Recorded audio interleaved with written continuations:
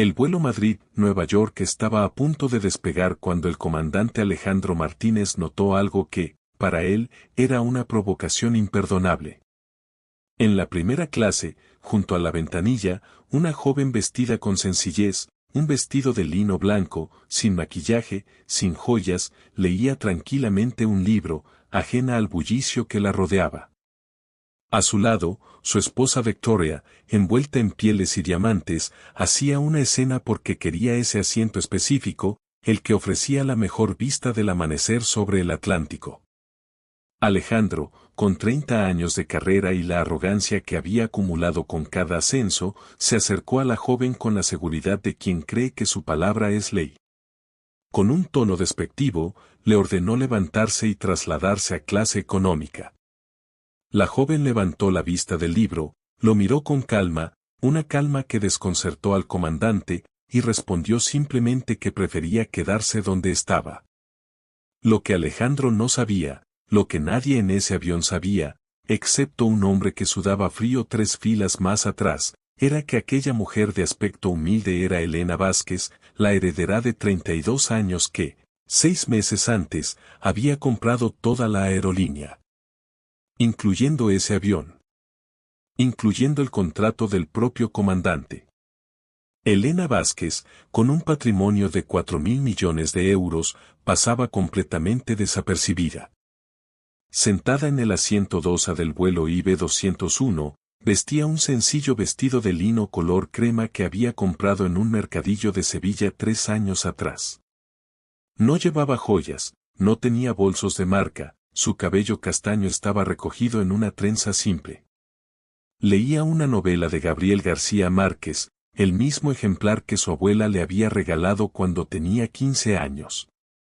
Nadie la reconocía, y eso era exactamente lo que ella deseaba. Y lo quería ahora. Alejandro, intentando evitar una escena, se inclinó hacia Elena y repitió la orden, debía trasladarse. Había un asiento disponible en clase económica, dijo, y la compañía se disculparía con un bono para un vuelo futuro. Elena cerró el libro con calma, marcó la página y lo miró directamente a los ojos. Su voz no era agresiva, pero sí firme, no se movería. El silencio en primera clase se volvió denso. Los pasajeros observaban con incomodidad. Algunos desaprobaban al comandante, otros solo agradecían no ser ellos el blanco de su autoridad. Alejandro, rojo de ira, dio un paso adelante, invadiendo el espacio personal de Elena. Le advirtió que podía hacerla escoltar fuera del avión. Que tenía la autoridad. Que no estaba bromeando. Fue entonces cuando Marcos Delgado se levantó de su asiento, pálido como una sábana. Y en ese instante, todo cambió. Marcos Delgado avanzó por el pasillo con el corazón golpeándole el pecho. Cada paso que daba parecía retumbar en el silencio expectante de la cabina.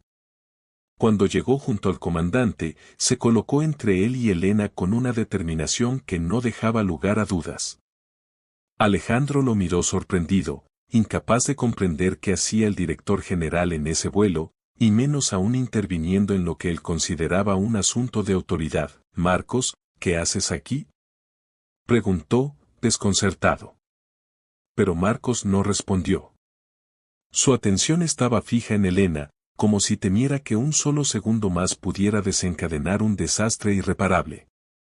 «¿Está usted bien, señora?», preguntó con voz tensa, casi temblorosa. Victoria, que hasta ese momento había disfrutado del espectáculo como si fuera una función privada, intervino con un tono estridente que hizo que varios pasajeros fruncieran el ceño. «¿Pero qué es todo este drama? Mi marido es el comandante. Esa mujer tiene que moverse y punto. No es tan difícil de entender». Marco se volvió hacia ella con una expresión tan fría, tan afilada, que incluso Alejandro sintió un escalofrío. No era la mirada de un empleado hablando con la esposa del comandante. Era la mirada de alguien que estaba a punto de revelar una verdad capaz de cambiarlo todo. «Comandante Martínez», dijo Marcos, con una calma que contrastaba con la tensión del ambiente, Ha habido un terrible malentendido. Y antes de que esto vaya a peor, debo informarle de algo. Alejandro tragó saliva. Victoria cruzó los brazos, impaciente. Elena permaneció en silencio, observando. La pasajera a la que está intentando desalojar, continuó Marcos, es Elena Vázquez. La propietaria de esta aerolínea. La dueña de este avión. Y, técnicamente, la persona que firma su salario. El silencio que siguió fue tan profundo que se podía escuchar el zumbido de los motores aún apagados. El rostro de Alejandro pasó del rojo furioso al blanco absoluto. Victoria abrió la boca, pero no logró emitir sonido alguno. Sus ojos iban de Marcos a Elena, de Elena a su marido, como si buscara una explicación que no llegaba. Elena se levantó despacio. Y cuando habló, su voz ya no era la de una pasajera cualquiera.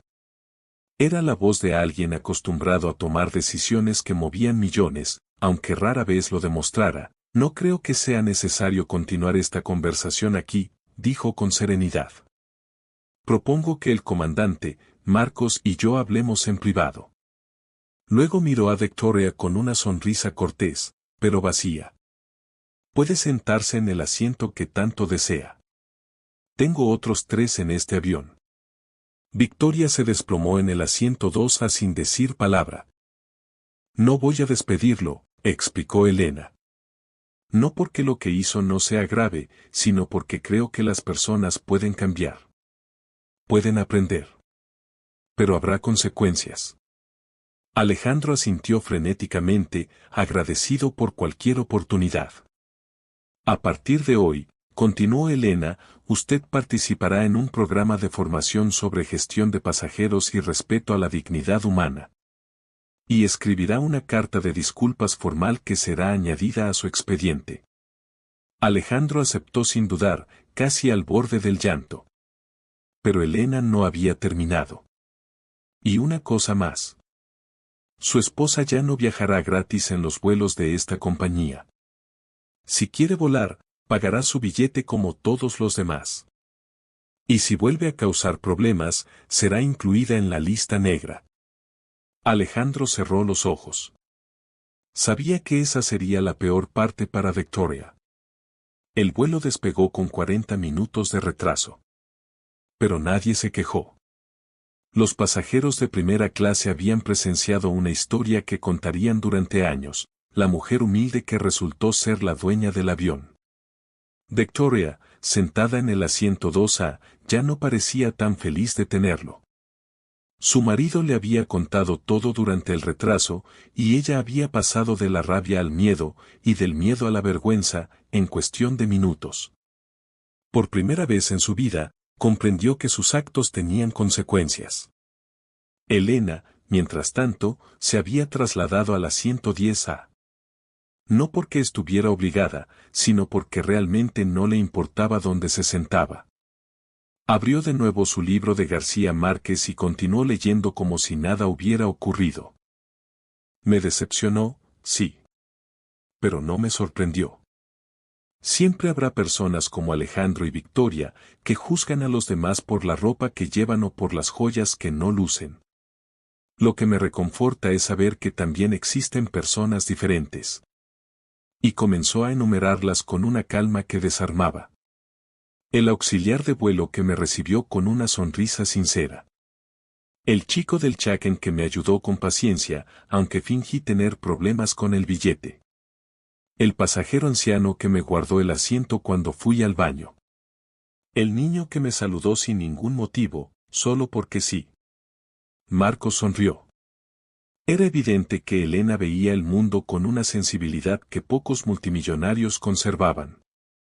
La noche avanzó tranquila. Elena cenó el menú estándar de primera clase, rechazando el menú especial que el jefe de cabina le ofreció en cuanto supo quién era. Vio una película, durmió un par de horas y despertó justo a tiempo para ver el amanecer sobre el Atlántico desde el asiento que Victoria había deseado con tanta insistencia. El cielo se teñía de tonos rosados y dorados, y Elena observó el horizonte con una serenidad profunda. No necesitaba privilegios. No necesitaba reconocimiento. Solo necesitaba momentos como ese, simples, silenciosos, auténticos. Cuando el avión inició el descenso hacia Nueva York, Elena miró por la ventanilla el skyline de Manhattan acercándose. Una ciudad llena de contrastes, multimillonarios que se escondían detrás de vidas aparentemente normales, y personas como Victoria y Alejandro, convencidas de que el dinero y el estatus eran lo único que importaba. Recordó entonces las palabras de su madre. La forma en que tratamos a quienes no pueden darnos nada a cambio define quiénes somos realmente. Ese día había visto lo peor de la humanidad en Alejandro y Victoria. Pero también había visto lo mejor en gestos pequeños, casi invisibles, que para ella significaban todo. El mundo no era perfecto. Quizás nunca lo sería. Pero tal vez no necesitaba serlo. Bastaba con recordar que detrás de cada apariencia había una historia, un sueño, un miedo, una esperanza. Y que cada persona merecía respeto, llevara un vestido de mercadillo o un abrigo de piel de 10.000 euros. La historia del incidente en el vuelo Madrid-Nueva York se difundió rápidamente dentro de la aerolínea, y luego, inevitablemente, fuera de ella. Un pasajero de primera clase había grabado parte de la escena con su teléfono, y el video se volvió viral en cuestión de días. De la noche a la mañana, Elena Vázquez, la multimillonaria que vestía como una estudiante y leía a García Márquez en primera clase, se convirtió en un fenómeno mediático. Ella odió cada minuto de esa fama repentina. Durante semanas rechazó entrevistas, invitaciones a programas de televisión, peticiones de apariciones públicas. Solo quería volver a su vida tranquila, a sus libros, a sus obras de caridad silenciosas, a caminar por la calle sin que nadie la reconociera. Pero algo positivo surgió de todo aquello. La historia de la multimillonaria humillada por un comandante arrogante se convirtió en un símbolo.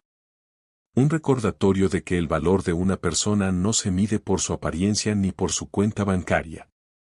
Escuelas y empresas comenzaron a usar el incidente como ejemplo en cursos de formación sobre respeto y no discriminación.